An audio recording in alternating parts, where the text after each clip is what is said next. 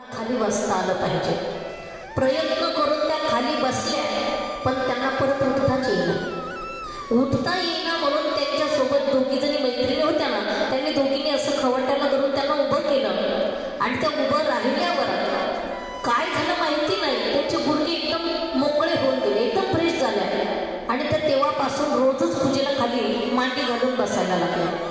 आता रोज म्हणता म्हणता म्हणता म्हणता त्या आता घरी सुद्धा मांडी घालून बसतात. त्यांनी शेवटच्या दिवशी सांगितलं सुद्धा, मी एवढ्या वर्षात म्हणजे पहिल्यांदा इथं मांडी घालून बसले आणि आता रोजच परिक्रमेत मी पूजेला मांडी घालून बसले. कारण तुमच्यामध्ये तसा बदल होऊ शकतो. नर्मदा माई तुमच्यावर सुद्धा अशी कृपा करू शकते की जमत नसेल ती गोष्ट, अशक्य सुद्धा शक्य हे ते करू शकते. म्हणून आपण नर्मदा माईची कृपा आपल्यावर होत असते, पण आपण आपलं जीवन तिच्यावर झोकून दिलं पाहिजे. कारण तुम्ही परिक्रमेला निघालेले आहात, तर तुमची सगळी जबाबदारी नर्मदा माईवर आहे. तुमच्या सगळ्या नातेवाईकांची जबाबदारी नर्मदा माईवर आहे. तुम्ही इकडं आलात, आता काल आपण नारळ त्या ठिकाणी ब्राह्मणाला दान दिलं. कारण नारळ का द्यायचा असतो, असे काही विधिविधान असतात, हे सगळ्या लोकांना माहिती नसतं. आता बरेच लोक आपलं ऐकून करत असतात, केलंही पाहिजे, पण त्याचा अर्थ सुद्धा कळायला पाहिजे. जो नारळ असतो तो पहिल्या दिवशी आपण जो ब्राह्मणाला देत असतो नर्मदा माईच्या नावाने, तर तो नारळ असा असतो की आपल्या गावाकडे, आपल्या पाहुण्यामध्ये, आपल्या भावकीमध्ये, आपल्या नातेवाईकामध्ये कुणाला काही सुतक पडलं, कुणाचं काही बाळंतीण झालं, कोणी आणखी कुणाची काही अडचण आली, तर त्या अडचणीचा परिणाम आपल्यावर होत नाही. म्हणजे आपल्याला गावाकडे आपल्या भावकीत जरी कोणी मारलं तरी आपल्याला सुतक येत नाही, कारण आपण संकल्पामध्ये असतो. कोणाची बाळंतीण झाली सून वगैरे तरी आपल्याला वेंटाळ आपल्यापर्यंत येत नाही, कारण आपण बंधनामध्ये असतो, संकल्पामध्ये असतो. म्हणून तशा गोष्टींचा विचार करायचा नसतो, कारण आपण पहिल्या दिवशी नारळ त्याच्यासाठी दान केलेला असतो. ह्या गोष्टी याला विधिविधान असतं, उगाचच कुठून तरी काढायचं काहीतरी करायचं असं नाही. म्हणून नर्मदा माईवरती आपली तर जबाबदारी असतीच असते, पण आपल्या सगळ्या नातेवाईकांना सांभाळायची जबाबदारी असते की त्यांना तिकडे काही अडचण आली तर त्यांच्या अडचणीमुळे आपल्या साधनेमध्ये गरजेपुरते करू शकता, आवश्यक गोष्टीचा विचार करू शकता, पण ज्याची गरजच नाही, पैसा झाला म्हणून काही करायचं का? ज्याची गरज नाही ती गोष्ट या शरीराला द्यायची नाही, नाहीतर हे सोकत असतं. असं सोकतं ना, कारण हे शरीर म्हणजे याला क्षेत्र म्हटलेलं आहे, याला शेती म्हटलेलं आहे. याच्यामधून तुम्हाला ज्याला जितकं कसवता येईल आणि जितकं पिकवता येईल हे तुमच्या हातात आहे. मग ह्याची चांगली नांगरणी केली तर चांगलं पीक येईल, याला चांगलं तापवलं तर चांगलं पीक येईल. पण आपली तापवायची तयारीच नाही. अर्ध्या तासाला काही ना काही जाता येता शब्दाने तरी खाईल, मिरच्या तरी खाईल, काहीतरी खाईल, पण असं नाही. कारण याचे लाड जितके कराल तितकं याचं आयुष्य कमी होतं. म्हणून याचं जास्त दिवस जगायचं असेल तर लाड कमी करायचे. म्हणून तर आपण ज्यावेळी माईवरती आपल्या स्वतःला झोकून देऊ की तू करील तसं, तू ठेवील तसं मी राहील. कारण हे फक्त मी कुठेतरी वाचून सांगते असं नाही, किंवा फक्त तुम्हाला भुलवायचा प्रयत्न करते असं अजिबात नाही. सगळ्या गोष्टी अनुभवातल्या आहेत. ज्या दिवशी आपण स्वतःला झोकून देतो, आम्ही पहिल्या पायी परिक्रमेमध्ये शुलपाणीच्या जंगलातून जात होतो. कारण बडवानीमध्ये गेलं, आता तेव्हा बडवानीमधून नव्हता प्रवास, राजघाटवरून जावं लागायचं. राजघाटला म्हणजे तिथून किनाऱ्याने रस्ता होता बऱ्याच अंतरापर्यंत, पण आता तिकडे पाणी भरल्यामुळे बडवानीवरून जावं लागतं.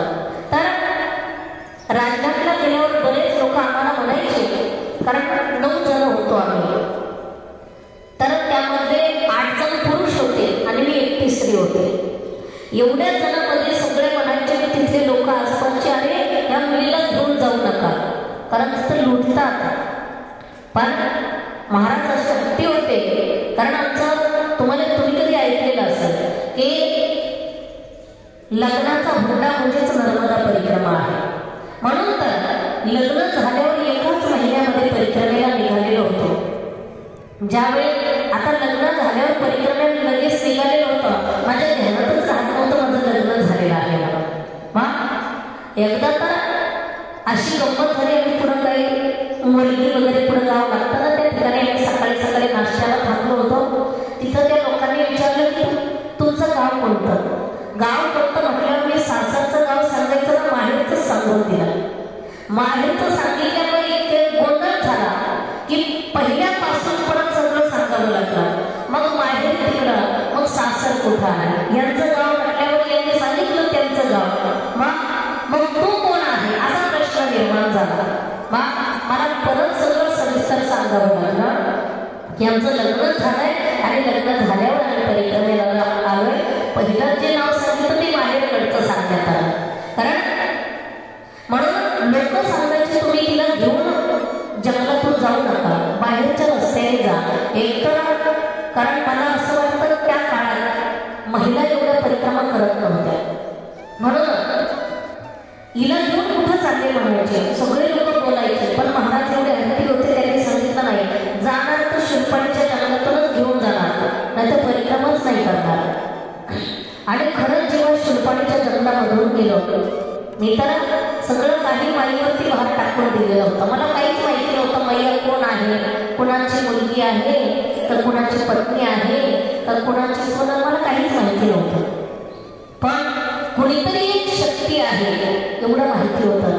म्हणून आजही मला ते जाणवतं सगळं की माई माझ्या प्रत्यक्ष पाठीमागे चालायचे. हे सगळे पुरुष होते, सगळे पुढे चालायचे, मी एकटे मागं राहायचे. आणि माई माझ्या पाठीमागे म्हणजे अगदी माझ्या सावलीसारखी माझ्या इतक्या जवळ कोणीतरी चालतंय असं मला सारखं वाटत राहायचं. पूर्ण शूरपणीचं जंगल पार होईपर्यंत मैयावरती भार घातला. कोणी आम्हाला अडवलं सुद्धा नाही, कोणी हटकलं सुद्धा नाही. उलट आम्हाला लोकांनी त्या रस्ता दाखवायचे, आम्हाला मार्ग दाखवायचे, मुक्कामी राहा म्हणून आग्रह करायचे शूरपणीच्या जंगलामध्ये. कारण आपण स्वतः जेव्हा देवावर भार घालतो त्यावेळी देवाला आपली काळजी घ्यावी लागते. आणि आपल्या वस्तूला जर आपण सांभाळत बसलो तर मग देवाला वाटतं हा सक्षम आहे, मला काय करायचं त्याची वस्तू सांभाळणं. मग आणि शूरपणीचं जंगल म्हणजे असं आहे की ते तिथं गेलं की माणसाने मोकळं झालं पाहिजे, आपल्याजवळ काहीच नाही ठेवलं पाहिजे. पण परिक्रमापासून सुद्धा एवढे चॅप्टर झाले, वस्तू तिथून घेऊन जातात पण लपून घेऊन जातात. मोबाईल, पैसे, आणखी काही वस्तू असतील चांगल्या चांगल्या लपून घेऊन जातात. पण माईला ते आवडत नाही तुम्हाला. कारण शूरपणीचं जंगल म्हणजे नर्मदा माईचा हृदयाचा भाग आहे. नर्मदा माईच्या उगमापासून संगमापर्यंतचे सगळे अवयव सांगितलेले आहेत. त्यामध्ये हृदयाचा भाग तो आहे. आणि हृदयामध्ये जर देवाच्या हृदयात जायचं असेल तर माणसाला किती मोकळं व्हावं लागेल, इतकं स्वच्छ झालं पाहिजे. आपल्या हृदयात देव यायचा असेल तरी सुद्धा आपल्याला स्वच्छ व्हावं लागतं. मग तुका म्हणे हृदय करावे निर्मळ, मग येवले गोपाळ राहील. तिथे अगोदर स्वच्छ करावं लागतं. मग देवाच्या हृदयस्थानी जायचं असेल किंवा देवाला भेटायला जायचं असेल, रामायणामध्ये त्याची सगळे ते दरवाजे सांगितले, जवळजवळ 9 दरवाजे सांगितले. पहिल्या दरवाज्यावरती रथ सोडायचा.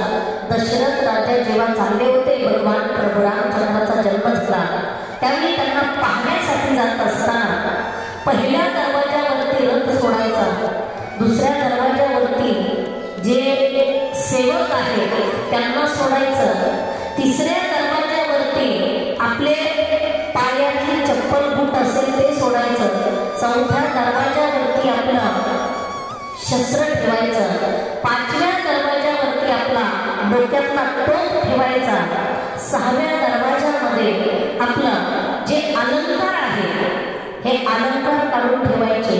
7व्या दरवाज्यावरती इतकं मोकळं व्हायचं की अंगावरचे जे भरजरी वस्त्र असतील ते काढायचे. 8व्या दरवाज्यावरती सगळे विकार काढून ठेवायचे, एकदम स्वच्छ व्हायचं आणि मी काढून ठेवायचा. आणि मग नव्या दरवाजामध्ये गेल्यावर प्रत्यक्ष भगवंताचं दर्शन होत असतं. म्हणून नर्मदा माईच्या हृदयात जायचं म्हटल्यावर सुद्धा आपण तितके मोकळे झालेलं पाहिजे. पण आपण सगळ्या वस्तू लपवून नेतो, तर तसं करायचं नसतं. माईला सगळं दिसतं. जरी मामांना दिसत नसेल तरी माईला सगळं दिसतं. म्हणून बरेच लोक स्वतः लपवून घेतात की सगळं काही घेऊन टाकायचं, मग शिंपाणीच्या जंगलातून जायचं. काही लोक लपवून ठेवून जातात. पण संत महात्म्यांनी स्वतःला लुटून घेतलं. आम्ही ज्या गावचे आहोत, आमच्या गावामध्ये 310 वर्षापूर्वी एक महात्मा जन्माला आले. संत कवी संत महिपती महाराज, की आपण त्यांची आरती म्हणतो. शेवटी तुम्हाला अजून सांगितलं नाही, पण ती आरती आपण मुद्दामून म्हणतो. कारण महिपती महाराजांची आरती म्हटलं की सगळ्या संतांच्या आरती म्हणण्याचं पुण्य भेटतं. कारण सगळ्या संतांचा जन्मदाता महिपती आहे. कारण संतांचे चरित्र महिपती महाराजांनी केले, म्हणून आपल्याला संत माहिती झाले. महाराष्ट्रातले सुद्धा आणि महाराष्ट्राच्या बाहेरचे सुद्धा. म्हणून एक दिवस त्यांनी स्वतः ठरवलं की आपण स्वतःला लुटून घ्यायचं. कारण हे सगळं घर, प्रपंच, भांडे कुंडे, संसार सगळं सांभाळता कंटाळा आला आणि त्याच्यामुळे देव घरी येत नाही. मग देव घरी आला पाहिजे, त्याच्यासाठी त्यांच्या जीवनामध्ये 3 वेळा दुष्काळ आला. दुष्काळ आला की त्यांनी लोकांना सांगायचं, तुम्हाला माझ्या घरी या म्हणजे पाहिजे ते घेऊन जा. सगळं काही महिपती महाराजांनी लोकांना वाटून टाकायचं. घरात काही शिल्लक ठेवायचं नाही. आणि लोक सुद्धा विचार करणार नाही, अरे त्यांच्या घरातही पत्नी आहे, 2 मुलं आहेत, आपण जर सगळं घेऊन गेलो तर हे काय खातील, असं लोक सुद्धा विचार करत नाही. मग फक्त आपल्या पात्रावर ओढायचं. लोकांनी इतक्या वस्तू नेल्या, शेवटी पाटा, वरवंटा, खलबत्ता ही ज्या जड वस्तू आहेत त्या सुद्धा लोकांनी घेऊन गेले. असे लोक आहेत. तरी सुद्धा महिपती महाराजांची काहीच तक्रार नाही. सगळ्या वस्तू दान करून टाकल्या, स्वतःला लुटवून घेतलं. आणि जोपर्यंत मनुष्य स्वतःला लुटवून घेत नाही तोपर्यंत तो संत नसतो आणि तो साधू नसतो. अर्जन करायचं सगळ्यांना कळतंय. अरे प्रापंचिक सुद्धा रात्रंदिवस कष्ट करून धनाचा साठा करतोय. म्हणून जोपर्यंत आपल्याला दान करायचं कळत नाही, लुटायचं कळत नाही, लुटवून घ्यायचं कळत नाही, तोपर्यंत आपला परमार्थ शून्य आहे. म्हणून जगद्गुरु तुकाराम महाराजांना सुद्धा लोकांनी लुटलं. माऊली ज्ञानेश्वर महाराजांना सुद्धा लोकांनी लुटलं. काहीच शिल्लक ठेवलं नाही. झोळी, नुसती झोळी शिल्लक होती, त्या झोळीत सुद्धा शेण घातलं. म्हणून महिपती महाराजांनी सुद्धा, कारण सगळ्या संतांच्या शेवटी संत या पृथ्वी तलावर होतच राहणार आहे. पण त्यांच्यापर्यंत जेवढे संत झाले, सगळ्या संतांचे चरित्र लिहिण्याच्या लायकीचे ते झाले. त्याचं हेच कारण आहे की महिपती महाराजांनी स्वतःला लुटवून घेतलं. नर्मदा परिक्रमा करायची म्हणजे खूप मोठं गाठोडं बांधून आणायचं. काय काय लोक चर्चा करतात ग्रुपवर, फेसबुकवर, कुठवर, व्हॉट्सअपवर, किती किलोचं वजन परिक्रमेला नेलं पाहिजे, काय बोलतात आणि काय विचार करतात त्यांची त्यांनाच कळतं. आता किलोवर वजन तुम्हाला वाढवायचे असतील तर तिकडे दुकानात चांगलं ना. तुम्ही परिक्रमेला कशाला जाता? परिक्रमेला किलोवर वजन लागत नाहीये. परिक्रमेला फक्त 1 वस्त्र लागतं. बाकीची कशाला तुम्ही चिंता करता? खाण्यापिण्याची कशाला चिंता करता? खाण्यापिण्याची चिंता नाहीये, राहण्याची चिंता नाही, झोपण्याची चिंता नाही, मग तुम्हाला लागतं काय? ते म्हणतात औषधाचं इतकं वजन झालं, कपड्याचं तितकं वजन झालं, आणि मग ते काट्यावर मोजून आणतात. 10 किलो तरी वजन असलं पाहिजे. आम्हाला तर नाही आठवत आम्ही कधी त्याचं किलोने माफ केलं म्हणून. आणि 10 किलो असलं पाहिजे, 15 किलो असलं पाहिजे. हे काही परिक्रमा नाहीये, हे फक्त फिरणं आहे. कारण खऱ्या गोष्टी जर बोललं तर लोकांना राग येतो. पण परिक्रमेला जाताना या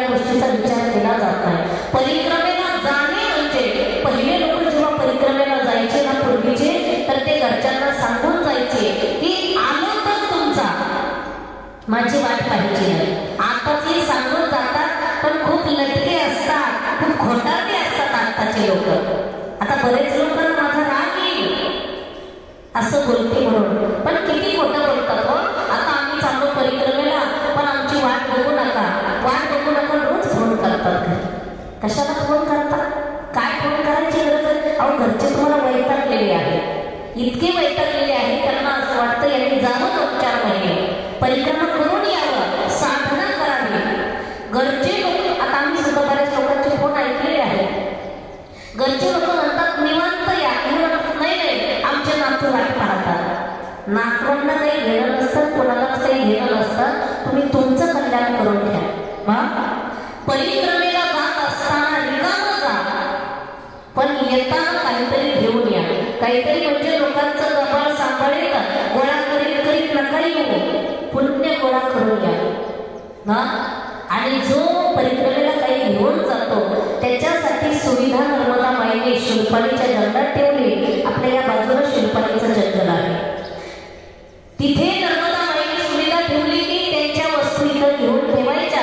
माझा परिक्रमावासी मोकळा पुढे गेला पाहिजे, त्याला या वस्तू सांभाळायचा त्रास नाही झाला पाहिजे, इतकी काळजी केली तिने. मामा लोकांना तिथं कामाला ठेवलं, किती कष्ट तिला करावे लागतात. आणि आपण कुशाल लपून वस्तू नेतो. मग तिथे गेल्यावर तुम्ही जे आहे ते तुमच्या हाताने दान केलं पाहिजे. कारण तेव्हाच तुम्ही परिक्रमावासी आहात. तोपर्यंत तुम्ही परिक्रमावासी नाहीये, तुम्ही अर्जन करत चालता. काय लोक मजा करत चालतात, काही लोक तर म्हणत चालतात खूप मजा आहे, खाण्याची खूप मजा आहे. आणि काही लोकांनी जर नाही व्यवस्था चांगली करता आली एखाद्या आश्रम धारीला, तर त्या आश्रमवाल्यांना शिव्या सुद्धा देऊन जातात. तुम्हाला व्यवस्था नाही का करता येते, मग व्यवस्था होत नसेल तर कशाला मला थांबवून ठेवतात. अरे आपण काही त्यांना काही दिलेलं नसतं, आपण आपलं कल्याण करायला आलेलं असतो, आपण दुसऱ्यांना त्रास द्यायचा नसतो. कारण परिक्रमावासीचा नियम आहे, त्याने स्वतःचं भोजन स्वतः बनवून खायचं. पण आपल्या नशिबाने जर आपल्याला आयतं मिळालं तर ते सुद्धा आनंदाने त्याचं सेवन करायचं असतं. मग त्याला मीठच कमी, पिठच कमी, काही बोलतात लोक, पण असं नाही करायचं. साधना ही साधना असते.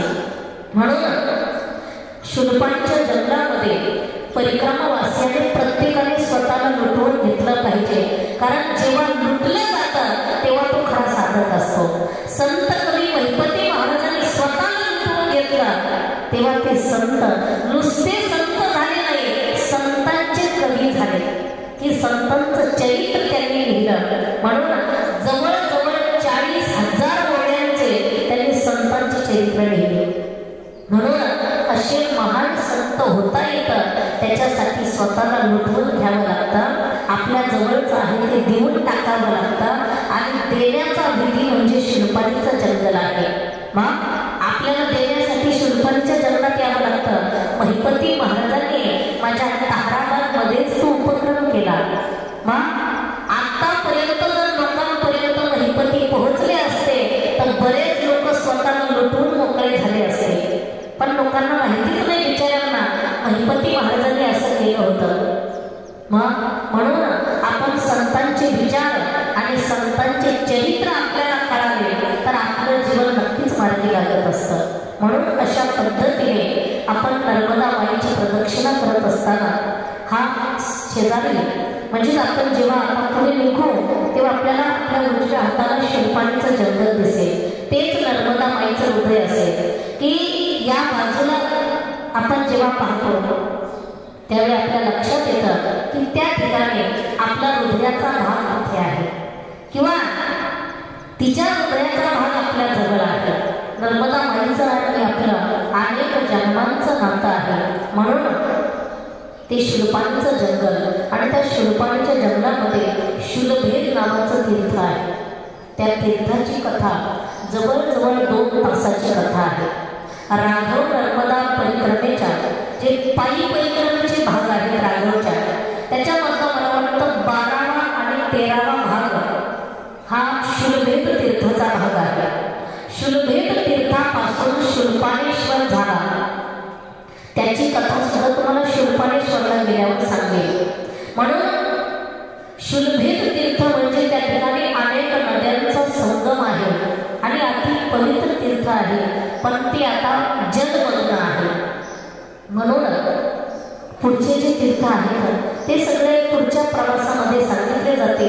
पण आज जे आपण दुपारी तीर्थ पाहणार आहोत, दर्शन घेणार आहोत, ते तीर्थ म्हणजे तिथे तुम्ही याच्याही आधी कधी गेलेला असाल, प्रकाश नावाचं गाव आहे की ज्या ठिकाणी अशी आख्यायिका सांगितली जाते की भगवान शिवजी काशी क्षेत्रामध्ये असताना भगवान शंकराने एका राक्षसाला सांगितलं होतं की तो या दक्षिणेकडे सुद्धा, दक्षिण भागामध्ये सुद्धा काशी क्षेत्र तयार करायचं. म्हणून तिथे काशी क्षेत्र निर्माण करण्यासाठी त्याने 108 मंदिर त्या ठिकाणी बांधायचे ठरवले आणि 108 शिवलिंग स्थापन करायचे ठरवले. पण ते एकाच रात्रीमध्ये, आणि एका रात्रीमध्ये हे सगळं करत असताना असं सांगितलं जातं की जे 108 शिवलिंग निर्माण झालं त्याचा फक्त ओटा झाला, मंदिर शिल्लक राहिलं आणि तेवढ्यात सूर्य उगवला, म्हणजे सूर्याचा प्रकाश पडला. म्हणून ते ठिकाण, ते जे शिवलिंग आहे ते मंदिर अर्धवट राहिलं. आजही त्या ठिकाणी तुम्हाला बघायला मिळते. आपण जेव्हा पुष्पदंतेश्वराकडे दर्शनाला जाऊ तेव्हा डाव्या हातालाच ते ओटा आहे, तिथे शिवलिंग आहे, ते 108 शिवलिंग आहे.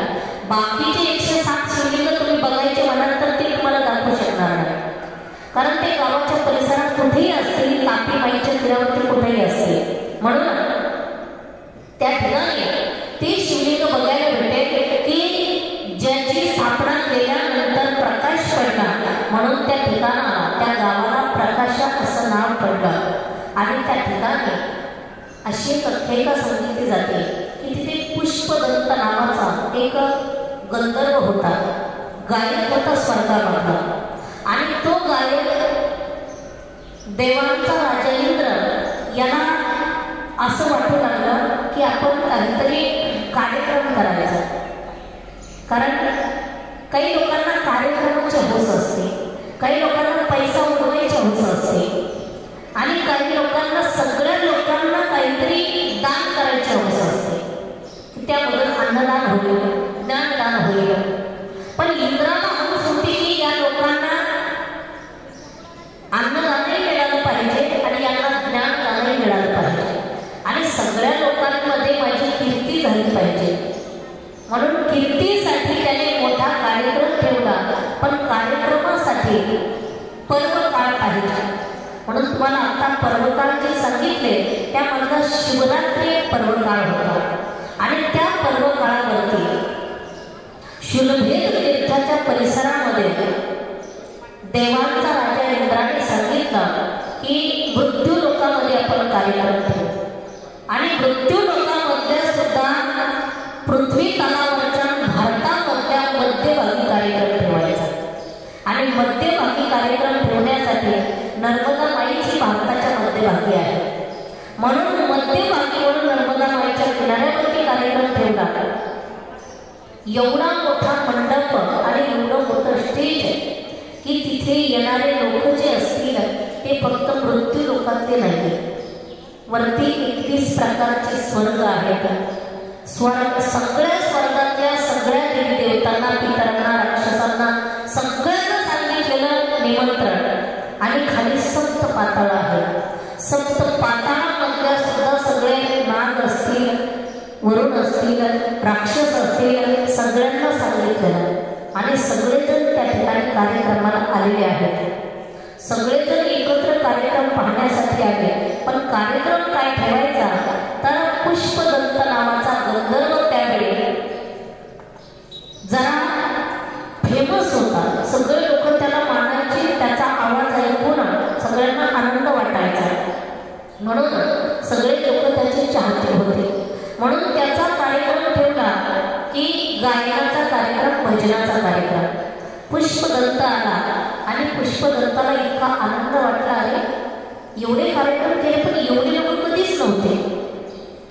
पुष्पदंत स्टेजवरती उभा राहिला आणि जेव्हा त्याने गायन चालू केलं तर लोक म्हणायचे, अरे वा, काय आवाज आहे, काय आलाप आहे, असं म्हणता म्हणता त्याचं कौतुक करता करता कार्यक्रम संपला आणि तिथे शिवमंदिर जे होतं त्या शिवमंदिरामध्ये पुष्पदत्त दर्शनासाठी गेला. दर्शनासाठी गेल्यावर त्याच्या पाठीमागे पुढे सगळे सेवक लोक होते. त्याला मंदिरात दर्शनासाठी घेऊन गेले, पण पुष्पदत्त दर्शनाला जात असताना बाकीचे लोक त्याला मध्ये अडवायचे आणि त्याचं दर्शन घ्यायचे. त्याला म्हणायचे की वा काय आवाज आहे, खरंच तुमचं कौतुक आहे. मग पुष्पदत्ताच्या ध्यानात आला, अरे मी खरंच खूपच चांगला गातो की काय, मी खरंच खूप मोठा गायक आहे की काय, असा त्याला मनात अहंकार निर्माण होऊ लागला. स्वकीर्ती कामी ना ऐकावी, याच्यासाठीच महाराजांनी सांगितलं स्वतःची कीर्ती जर आपण ऐकली तर अहंकार साधनेत बाधा येण्याची शक्यता असते. म्हणून त्याला सांगितलं तू खूप सुंदर गातो. आणि हा पुष्पदत्त त्या आनंदाच्या भरामध्ये मी खूप मोठा गायक आहे अशा आनंदाच्या भरात तो आतमध्ये गेला आणि मंदिरात गेल्यावर त्याने दर्शन घेतलं. पण दर्शन घेतल्यावर जे पूजेतलं जे निर्माल्य होतं ते बाजूला काढून ठेवलेलं होतं पुष्पदत्ताने.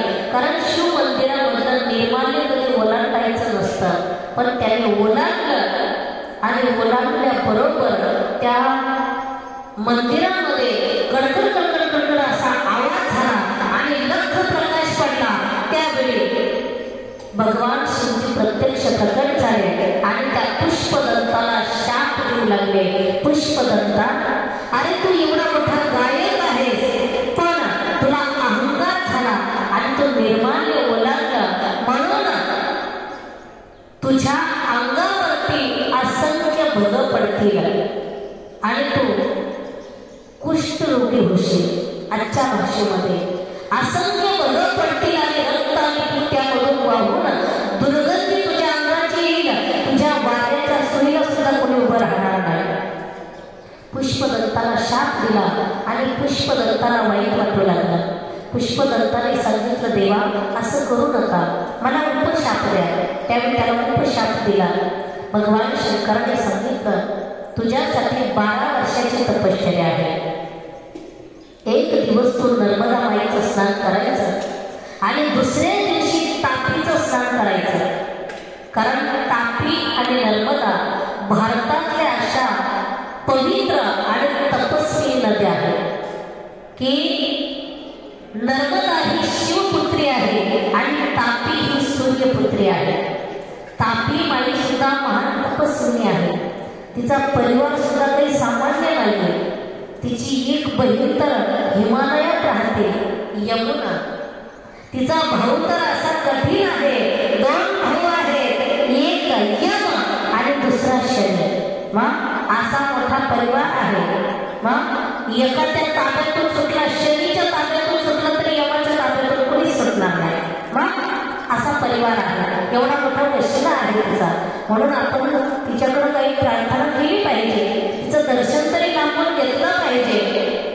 की कोणते माणसं कधी कामं येतील सांगता येत नाही. आपण म्हणून तिचा भाऊ कुठं, बहीण कुठं आणि तिथं इकडं, पण तिला एक फोन केला तर आपलं काम होऊन जाईल. म्हणून तापी महान तपस्वी आहे आणि एवढी प्रखर आहे ना, पूर्ण नदी आहे. आपण पाहतो बैतूल जिल्ह्यामध्ये मूल तापी म्हणून तालुक्याचं ठिकाण आहे. त्याला मुलताई असं म्हटलं जातं, पण त्याचं खरं नाव मूळ तापी आहे.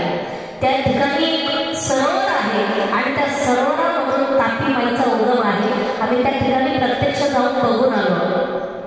छोटासा प्रवाह आहे, पण पुढे पुढे आल्यावर खूप मोठा आहे. ज्या तापी माईने संत श्रेष्ठ चांगदेव महाराजांना सांभाळलं, त्यांचा जन्म तापी माईच्या तीरावरतीच झाला. अयोनी संभव जसे स्वर्गातून आले तसे साधना करू लागले. त्यांची जीवन चरित्र कथा खूप मोठी आहे. 2 जन्माची कथा माझ्या महिपती महाराजांनी लिहिली. दुसरा जन्माची प्रतीक्षेसाठी इकडे तोरणमाळची झाडी आहे. तोरणमाळच्या झाडीमध्ये वर्ष जाऊन आहे. कारण हा सर्व उल्लेख